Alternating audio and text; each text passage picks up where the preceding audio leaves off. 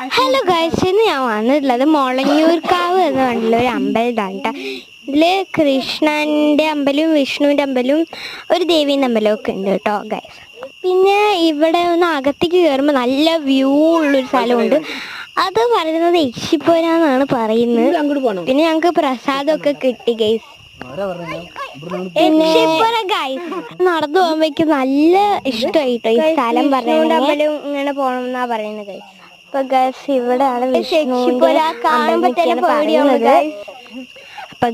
താമസിക്കുന്ന വീടായിരുന്നു പണ്ട് പറഞ്ഞു കേട്ടെന്ന്. ഇപ്പൊ എനിക്കറിയില്ല. 7 ദിവസം കഴിഞ്ഞ പരിപാടി ഇല്ലേ വേല, ആ വേല കഴിഞ്ഞ 7 ദിവസം 7 ദിവസം ഇവിടെ ഒരു പരിപാടി. എന്റെ അച്ഛൻ ഗൈസ്, അച്ഛമ്മ പറഞ്ഞൊക്കെ നിങ്ങൾ വിശ്വസിക്കുക ഗൈസ്. അപ്പൊ വിശ്വസിക്കുന്നവരൊക്കെ ഒന്ന് കമന്റ് ചെയ്യാ. അപ്പം ടാറ്റാ, ഇനി അടുത്ത വീഡിയോക്ക് വരുന്നവരിക്കും ടാറ്റാ.